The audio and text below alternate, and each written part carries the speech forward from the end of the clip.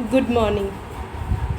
आज हम MA final year में हिस्ट्री में आने वाले पेपर जो कि ग्रुप ए में फर्स्ट पेपर है उसके बारे में बात करेंगे।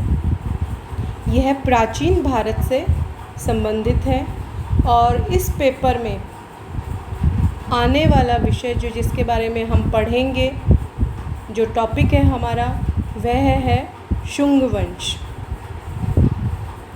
मौर्य वंश के पतन के बाद लगातार शुंग, कर्ण तथा आंध्र, सातवाहन 3 ब्राह्मण राजवंश हुए जिन्होंने वैदिक धर्म, वर्णाश्रम धर्म व्यवस्था, शत्रुद्वेषी राष्ट्रीय राजनीति तथा परंपरा के अनुरूप जीवन का पुनरुत्थान किया।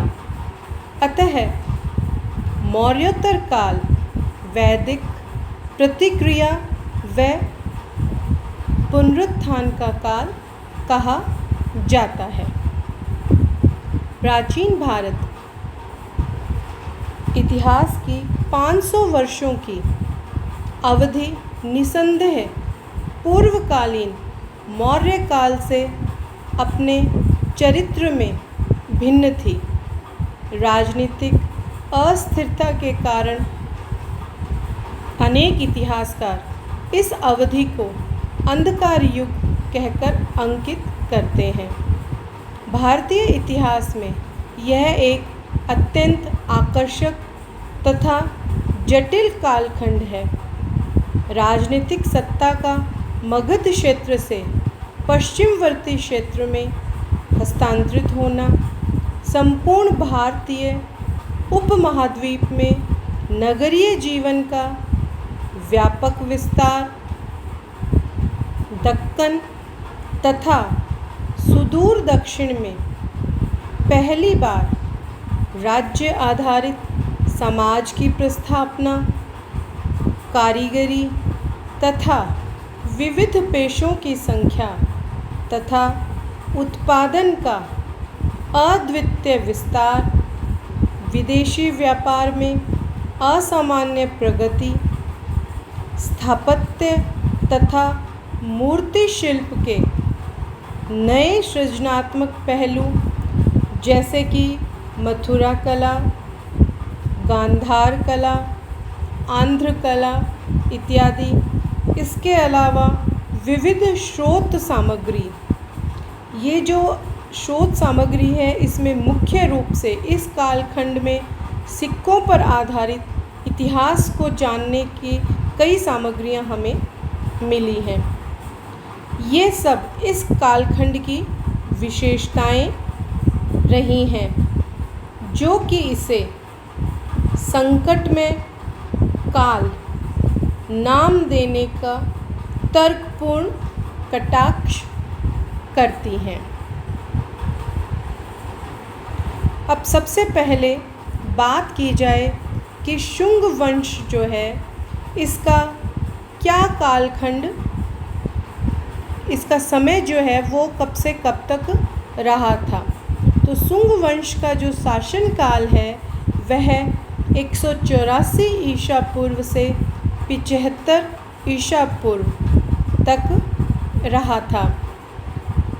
इस वंश की स्थापना 184 ईसा पूर्व में मौर्य वंश के सेनापति पुष्यमित्र शुंग ने अंतिम मौर्य शासक वृत्रद की हत्या करके की थी। पाटलिपुत्र जो थी वह शुंग वंश की राजधानी थी। अब शुंग वंश का जो इतिहास है इसको जानने के लिए हमारे पास कई स्रोत हैं, लेकिन इन स्रोतों में से जो मुख्य स्रोत हैं वे इस प्रकार से हैं। पुराणों में मत्स्य, वायु तथा ब्रह्मांड पुराण विशेष उल्लेखनीय हैं। इस घटना के प्राय 800 वर्ष बाद लिखे गए बाणभट्ट के हर्षचरित्र में अंतिम मौर्य सम्राट वृत्रथ को प्रज्ञा दुर्बल कहा गया है। यहाँ प्रज्ञा दुर्बल से अर्थ है कि वह राजा जो कि अपनी प्रजा की रक्षा करने की जो प्रतिज्ञा लेता है और उसे पूर्ण करने में असमर्थ रहता हो।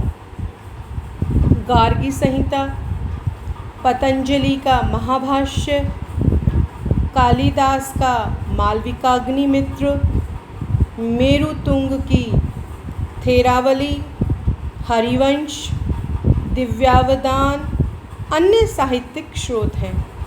पुरातात्विक स्रोतों में धनदेव का अयोध्या अभिलेख, हेलियोडोरस का बेसनगर स्तंभलेख तथा कौशाम्बी, अयोध्या, अहिछत्र तथा मथुरा से प्राप्त शुंगकालीन मुद्राएं महत्वपूर्ण हैं। शुंग वंश की उत्पत्ति के संबंध में अलग अलग इतिहासकारों की अलग अलग मान्यताएं रही हैं, जिनमें प्रमुख जो मान्यताएं हैं वे इस प्रकार से हैं। इतिहासकार हरिप्रसाद शास्त्री शुंग वंश की उत्पत्ति पारसिक से मानते हैं। वहीं बाणभट्ट जिन्होंने कि हर्षचरित्र की रचना भी की थी, वे अनार्य तथा निम्न उत्पत्ति का बताते हैं। दिव्यावदान मौर्य वंशीय क्षत्रिय बताते हैं। वृद्धारण्यक उपनिषद में शौंगी पुत्र आचार्य का उल्लेख मिलता है। आश्वलायन शोर सूत्र में भी शुंगों का उल्लेख आचार्यों के रूप में मिलता है। इस प्रकार शुंग ब्राह्मण पुरोहित प्रतीत होते हैं। पाणिनि ने उन्हें भारद्वाज गोत्रीय ब्राह्मण, कालिदास के मालविकाग्निमित्र में कश्यप गोत्रीय बेम्बिक कुल के ब्राह्मण बताया गया है। एरच तथा मूसानगर से बॉम्बिक कुल अंकित लेख तथा मुद्राएं मिली हैं, जो कि इस बात की पुष्टि करते हैं। इसी प्रकार एच.सी. राय चौधरी भी इसी मत से सहमत हैं। हरिवंश में पुष्यमित्र शुंग को कश्यप गोत्रीय द्विज तथा औदभिज कहा गया है। औदभिज का अर्थ होता है अचानक उठने वाला। तारानाथ भी इन्हें ब्राह्मण जाति का बताते हैं। राजबली पांडे का कथन सत्य प्रतीत होता है कि इस वंश के ब्राह्मण पहले मौर्यों के आचार्य व पुरोहित थे।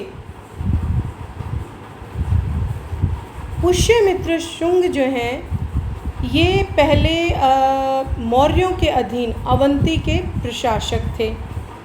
मेरुतंग की थेरावली में अवंती के शासकों की वंशावलियों में उनका नाम दिया गया है। अवंती जिसे कि उज्जैनी भी कहा जाता है।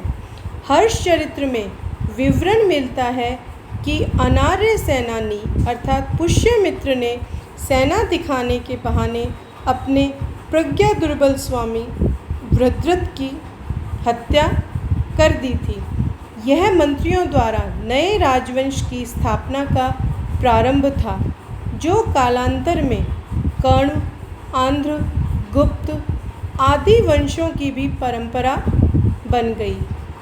एक नए राजवंश का संस्थापक होने पर भी समकालीन स्रोतों में सर्वत्र पुष्यमित्र के लिए सेनापति या सेनानी उपाधि का प्रयोग किया गया है। उसके पुत्र अग्निमित्र के लिए राजा की उपाधि मिलती है। विदर्भ युद्ध। पुष्यमित्र के समय विदर्भ यानी कि बरार का प्रांत यज्ञसेन के नेतृत्व में स्वतंत्र हो गया। यज्ञसेन विगत मौर्य नरेश वृद्धृत के मंत्री का बहनोई था।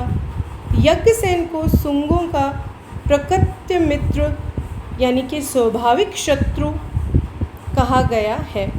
पुष्यमित्र द्वारा वृद्धृत की हत्या के बाद यज्ञसेन ने उसकी अधीनता स्वीकार करने से इनकार कर दिया। इस घटनाक्रम के दौरान पुष्यमित्र का पुत्र अग्निमित्र विदिशा का गवर्नर था।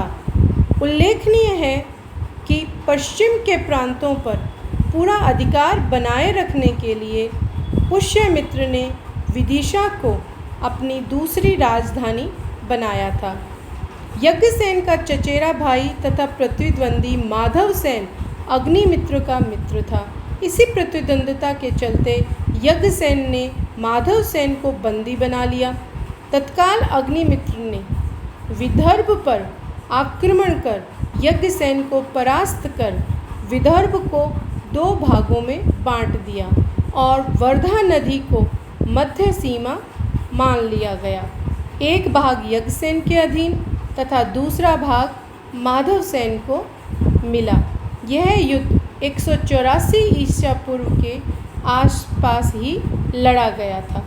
कालिदास के मालविकाग्निमित्र में इस संपूर्ण घटनाक्रम की हमें जानकारी मिलती है।